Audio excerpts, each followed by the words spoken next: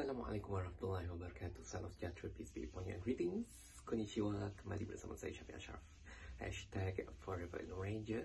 Terima kasih kerana sudi menemani saya di YouTube ini.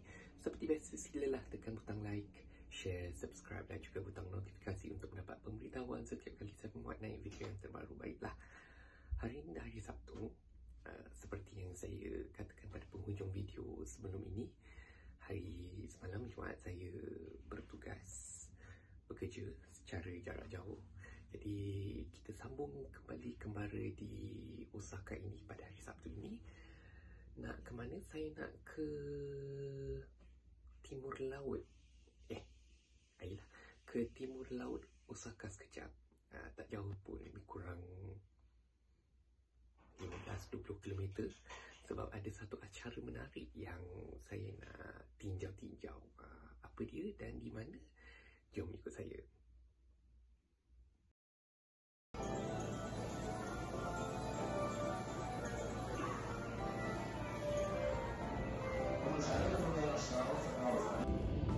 The next stop is Bentenjo, station number 015.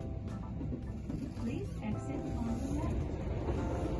After leaving Bentenjo, we will be stopping at Nishikujo.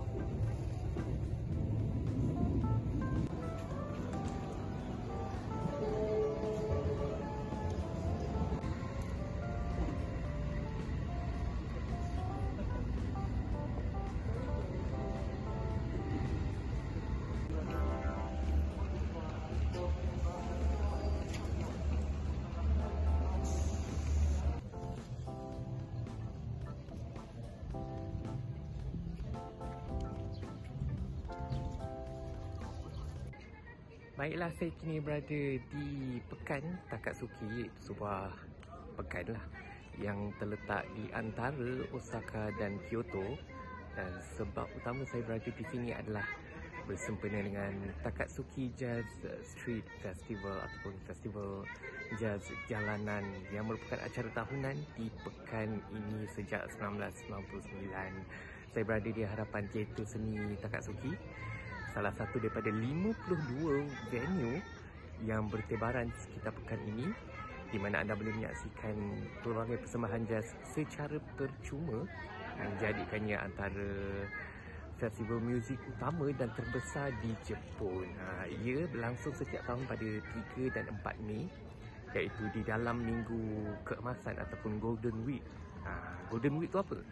Di Jepun ada satu minggu yang mana 4 hari adalah hari cuti umum, iaitu hari Showa pada 29 April, hari peringatan perlembagaan pada 3 Mei, hari kehijauan pada 4 Mei dan hari kanak-kanak pada 5 Mei. Jadi dalam minggu ini ada 4 hari cuti. Memang ramai orang akan mengambil peluang ini untuk berjalan-jalan, dan sememangnya banyak agensi pelancongan akan menyarankan mereka di luar sana untuk mengelak daripada pergi ke Jepun pada minggu keemasan ini ataupun Golden Week ini. Tapi saya baru tahu. Tapi setakat ini tak adalah sesak mana. Ramai memang ramai, tapi tidaklah menyesakkan. Dan pekan ni pun macam agak tenang sebenarnya. Jadi saya nak melihat lagi venue apa yang ada dan tengok persembahan apa yang ada.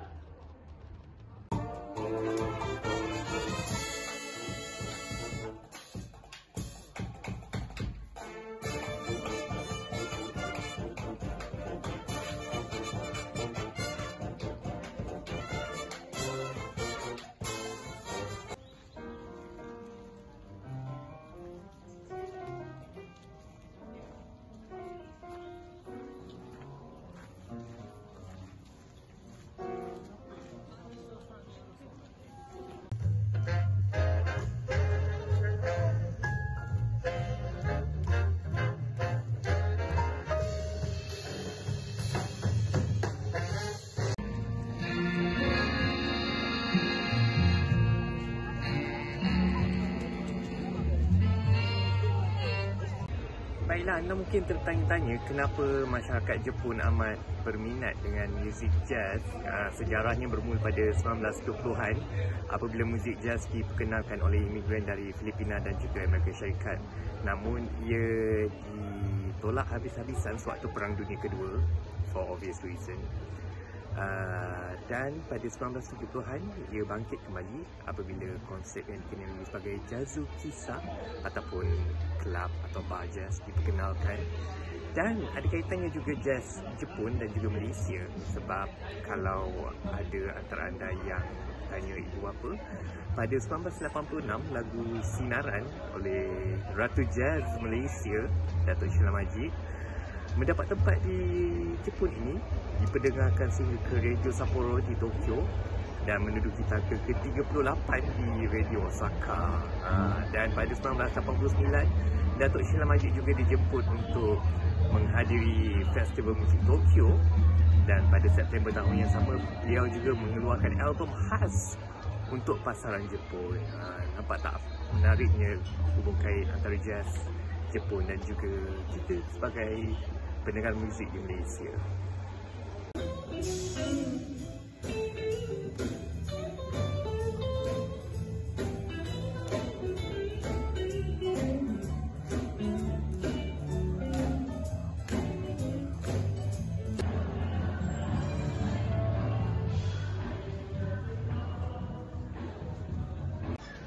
Baiklah, saya kini dah kembali ke stesen Takatsuki untuk pulang ke Osaka selepas meninjau suasana festival jazz itu tadi.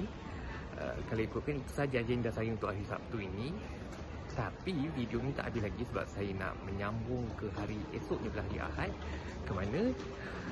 Tunggu dulu, kita berehat kejap dan kembali kita jumpa hari esok.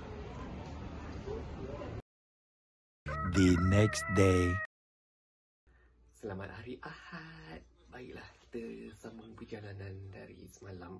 Cuma hari ini saya nak keluar kawasan metropolitan sekali lagi.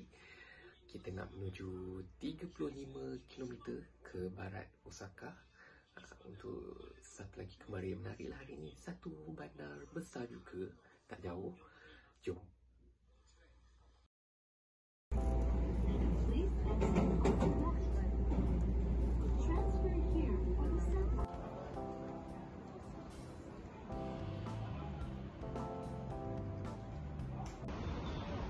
Baiklah, saya kini sudah pun tiba di Bandaraya Kobe yang terletak di barat Osaka. Tak jauh pun sebenarnya, hanya dalam 15-20 minit atau setengah jam menaiki kereta api.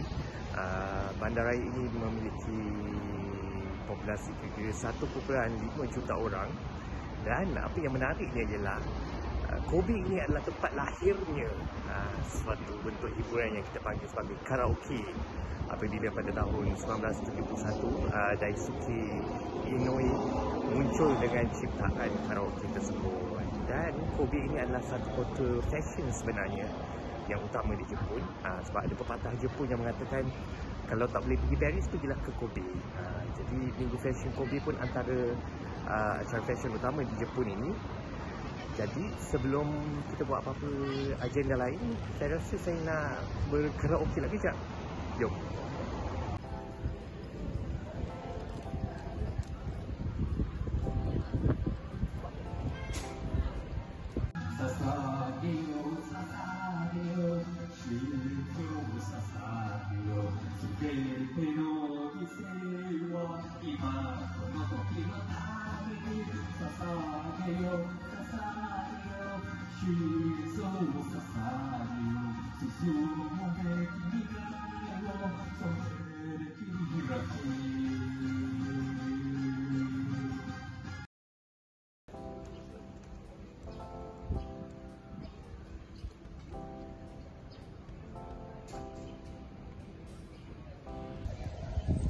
Baiklah, saya kini berada di hadapan Ikuta Jinja, iaitu rumah ibadat bagi penganut agama Shinto. Ia dibina pada tahun 201 Masihi, menjadikan struktur ini sudah pun berusia lebih kurang 1,800 tahun. Ia merupakan antara struktur rumah ibadat Shinto tertua di Jepun ini. Dan disebabkan kedudukan yang strategik di tengah-tengah bandar Kobe, ia menjadi tumpuan pelancong dan juga mereka yang ingin bersembahyang lah.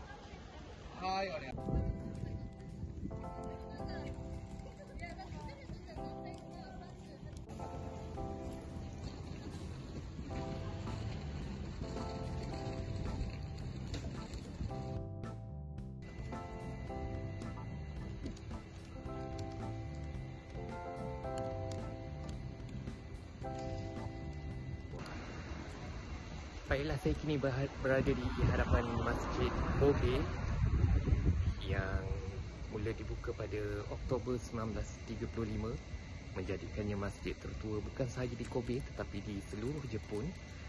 Ia memiliki ciri-ciri rekaan Indo-Islami dan dewan solat utamanya boleh memuatkan sehingga 1,000 orang jemaah dalam satu masa.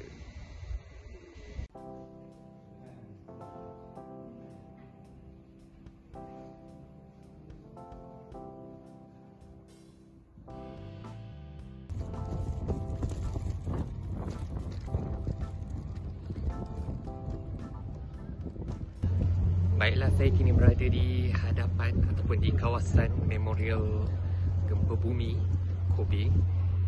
Jika anda ingatlah, kalau anda pernah belajar geografi, pada 17 Januari 1995 berlakunya satu gempa bumi besar di kawasan Kobe ini atau kawasan Hanshin secara keseluruhannya yang mengorbankan sehingga 6,400 nyawa. Dan sedar tak sedar, tahun ini genaplah 30 tahun sejak peristiwa itu berlaku. Jadi ia diabadikan di tempat ini. Kalau anda boleh lihat di bahagian belakang ini adalah kesan tinggalan gempa tersebut, di mana kawasan pelabuhan Kobe ini terbenam sehingga 1 hingga 2 meter. Ya.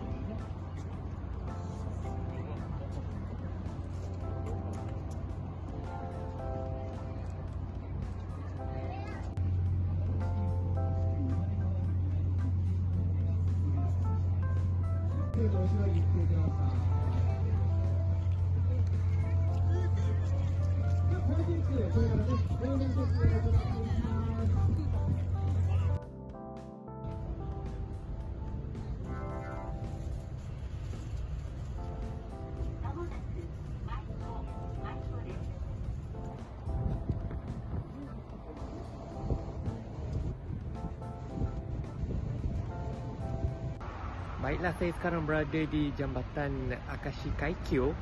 Panjangnya ialah 1991 meter. Ia menghubungkan pulau besar Honshu di sini dengan pulau Awaji di seberang sana. Dan ia adalah destinasi saya yang terakhir untuk hari ini.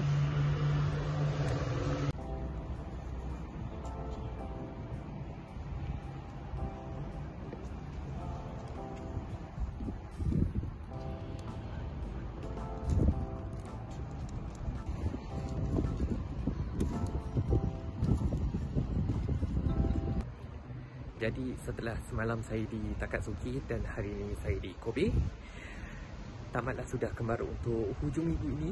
Minggu hadapan ni, ya Allah, lamanya dekat sini.